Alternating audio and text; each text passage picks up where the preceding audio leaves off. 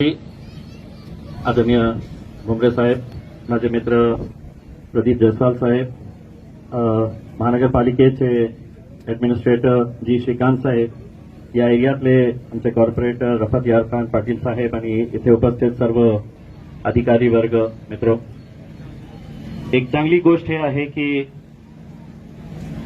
जेव्हापासून श्रीकांत साहेब या शहराचे आयुक्त म्हणून रुजू झालेले आहे, त्यांना माहीत होतं की या शहराची प्राथमिकता काय आहे आणि येता येता त्यांनी जे निर्णय घेतलेले आहे की आपल्या शहरामध्ये गार्डन्स नाही आहे, हे एकमेव गार्डन आहे आणि त्याला दररोज किती लोक या गार्डन्समध्ये येतं, किती मुले या गार्डन्समध्ये येतात. आपल्याला अजून गार्डन्सची आवश्यकता आहे, ओपन ग्राउंडची आवश्यकता आहे आणि ते सगळे निर्णय आयुक्त साहेबांनी घेतलेले आहे आणि आम्हाला विश्वास आहे की येणाऱ्या काळामध्ये आपण या शहरामध्ये चांगले ओपन स्पेसेस, कारण हे खरी गोष्ट आहे की आपण मुलांना सुविधा देऊ शकत नाही म्हणून ते बिझी आहे, तर व्हॉट्सअपवर बिझी आहे, मोबाईलवर बिझी आहे, लॅपटॉपवर बिझी आहे आणि ते मैदानावर येत नाही.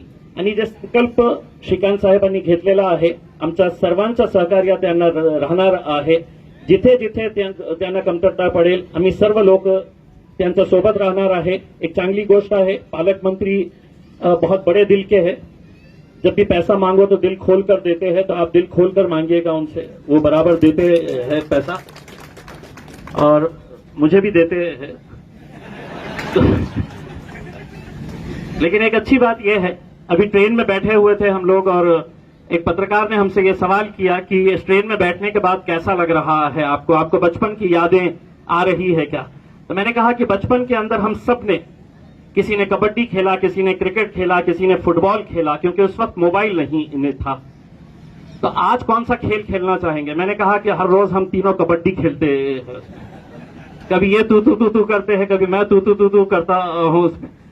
लेकिन ये एक अच्छी बात है कि आज श्रीकांत साहब ने जो इस गार्डन को और बेहतर बनाने के लिए जो बीड़ा उठाया है, और साथ ही साथ श्रीकांत साहब मैं आपको अभिनंदन इस बात के लिए भी देता हूं कि हमारे महानगर पालिका के जो स्कूल्स की जो हालत थी वो सभी लोग जानते थे.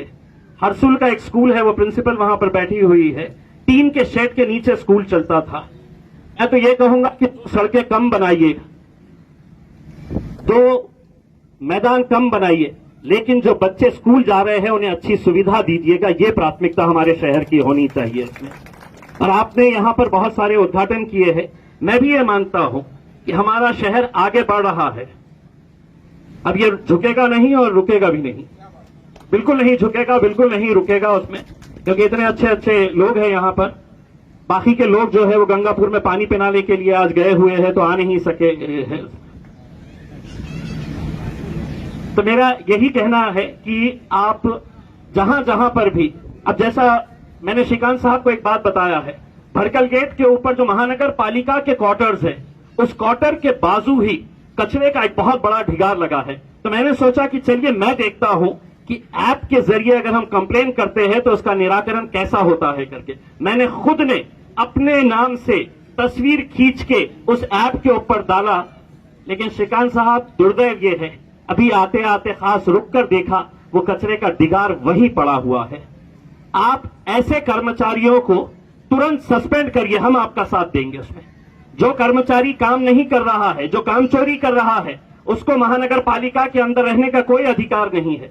क्योंकि अगर इस शहर को आगे बढ़ाना है तो अकेले आपकी जिम्मेदारी नहीं है, अकेले पालक मंत्री साहब की जिम्मेदारी नहीं है, हर एक कर्मचारी को अपनी जिम्मेदारी निभाना पड़ेगा. और ये काम अगर कोई नहीं कर रहा है, कोई काम चोरी कर रहा है, आप उसके खिलाफ सख्त से सख्त कार्रवाई करिएगा उसमें. मुझे खुशी है कि श्रीकांत साहब ने जो बीड़ा उठाया है यहां पर ग्राउंड्स को अवेलेबल करवाने का, उसके लिए हम पूरा साथ देंगे. और मेरे साथ से ज्यादा हमारे पालक मंत्री साहब का साथ होना बहुत जरूरी है, क्योंकि डीपीडीसी मीटिंग के अंदर सारा फंड जो है वो मेरे, ये ट्रेन के लिए भी डीपीडीसी से आया है क्या? अलग से